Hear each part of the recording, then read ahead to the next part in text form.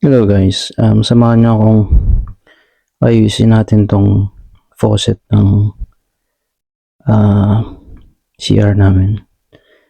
Bali ito yung kinakabitan ng shower. Nangyari kasi, ah hindi, hindi naman siya kinalawang, naging brittle yung faucet. Kaya naputol yung thread dun sa loob. Yan, yung part na yan. Bali nilagyan ko kasi ito ng kahoy para lang hindi tumagas yung tubig. Kasi that time na tinanggal ko yung faucet, gabi na yon, kaya wala na akong time para ipagpatuloy yung pag-ayos. Kaya pansamantala nilagyan ko ng kahoy. Umabot ng 3 days. Kaya ang nangyari dito, hindi ko na rin maalis yung wood. Kasi lumambot na siya, naputol nung inikot ko. Kaya binabarehin ako para matanggal ko lang yung kahoy. Umorder kasi ako nung thread, yung pang alis ng de-threader na 1/2 yung size. Pang talaga siya. Pang dito. Yung mga pipe na ginagamit sa mga faucet. Ayan, so natanggal na siya. Tinry ko kasi siya ngayon, tanggalin gamit yan. Ang mali ko dito,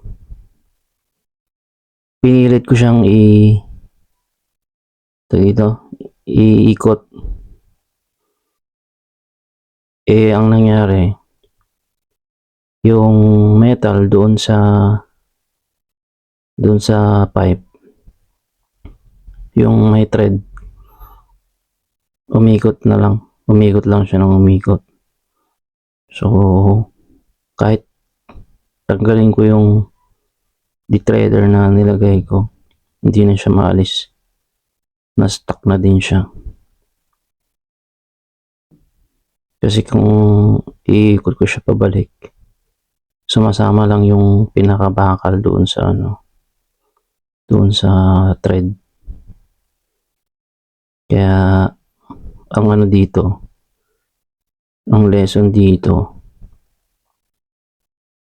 kung hindi plastic yung gamit yung faucet, dapat every ilang years dapat meron din tayong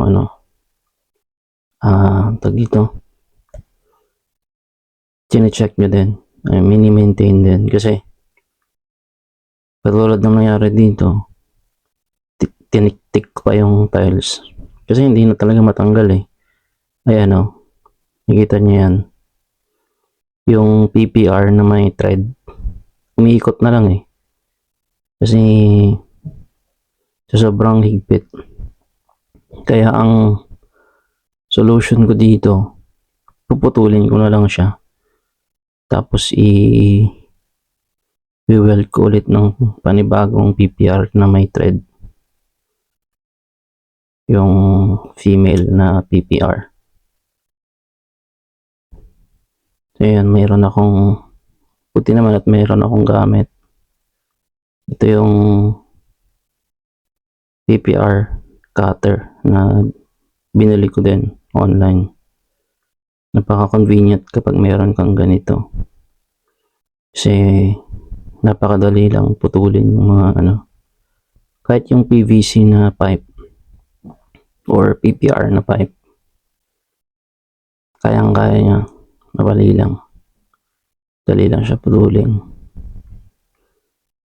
Ayan, sobrang talim yan. So enough ko muna yung source ng tubig namin, kasi syempre hindi ka lang pwedeng gumawa dyan kung may tubig na lalabas dyan. Pinantay ko lang muna yung pagkakaputol ko sa PPR para lapat na lapat pag nag-welding tayo ng pag winelding natin yung PPR. Binabawasan ko lang siya ng konti para at least mag-fit siya doon sa sa female threaded na PPR. Yan. Kukunin ko lang yung yung pang welding, plastic welding.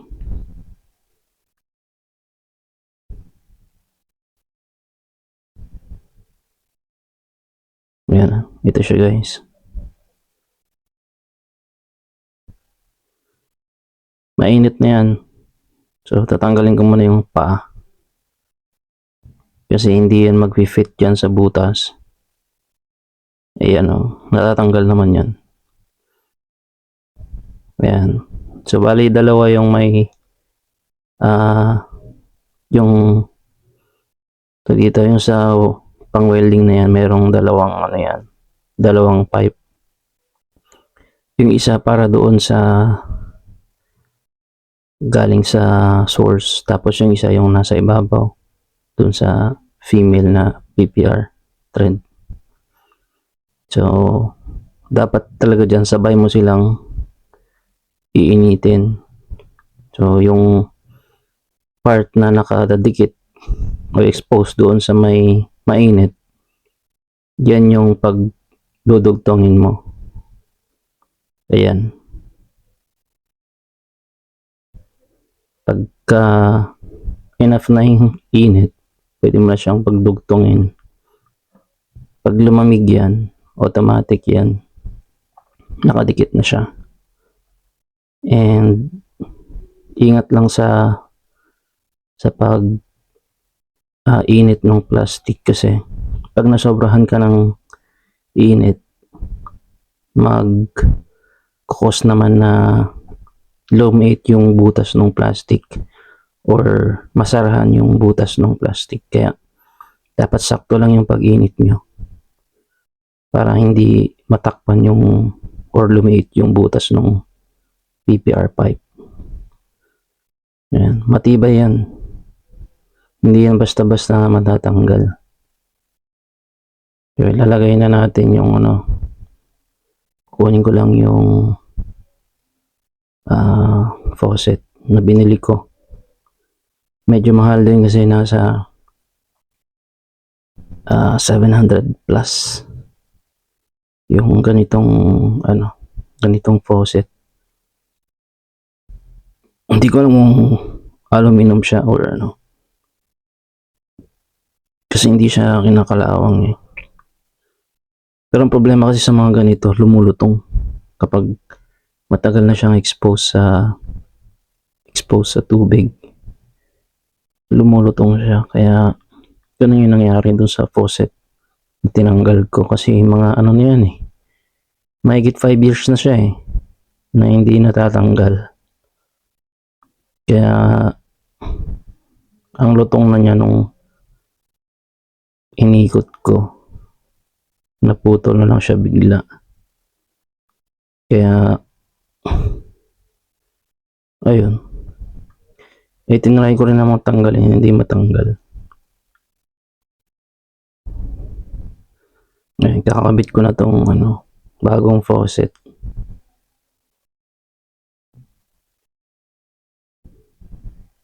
Medyo mabigat to feeling ko stainless to kasi kung alum, magaan yun ito mabigat. Kaya siguro ang mahal nito kasi stainless siya. Nasa 700 plus yung presyo nito. Grabe faucet lang 700 pesos na. Maganda talaga dito, plastic. Kung PPR kasi pang matagalan yan So ngayon yan yung mga ginagamit sa sa plumbing, PPR. Kasi mas matibay siya kaysa dun sa PVC, yung kulay blue. Kulay blue kasi yung ginagamit sa sa tubig eh. Pero itong PPR, yung kulay puti, may kulay puti, may kulay green na PPR pipe. Pero parehas lang naman sila. Mas matibay, di hamak na mas matibay siya kaysa dun sa PVC.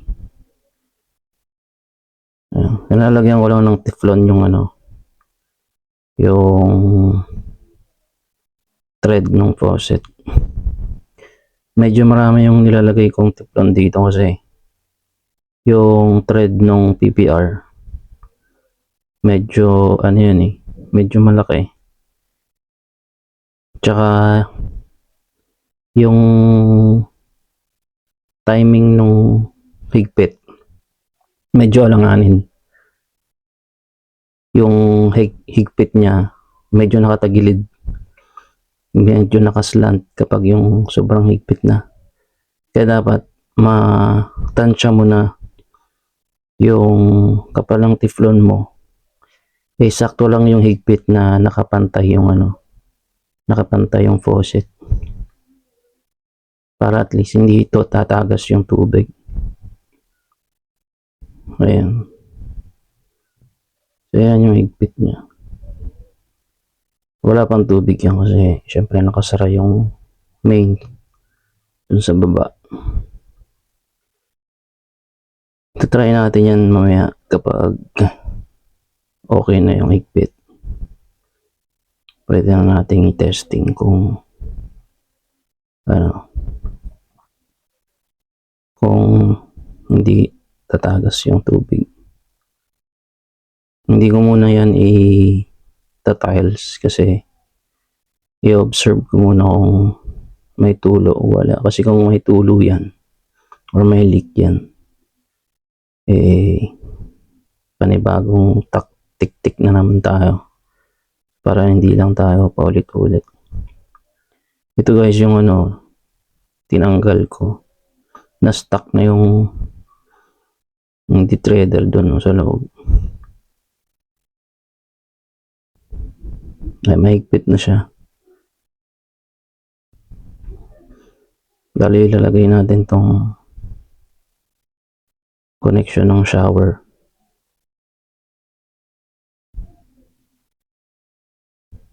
Actually, baliktad yung pagkakabit ko dyan. Yung part na yan na nilalagay ko, dapat yan dun sa kabila. Tapos yung nasa kabila, yung mas maikli, yun yung dapat na nakakabit dyan sa may faucet. Kasi kung ganyan yung pagkakabit, tatagas yung tubig. May tagas yung tubig. Hindi niya ata nakita dun sa video sa huli, pero ganun siya dapat. Baligtad yung pagkakabit ko dyan.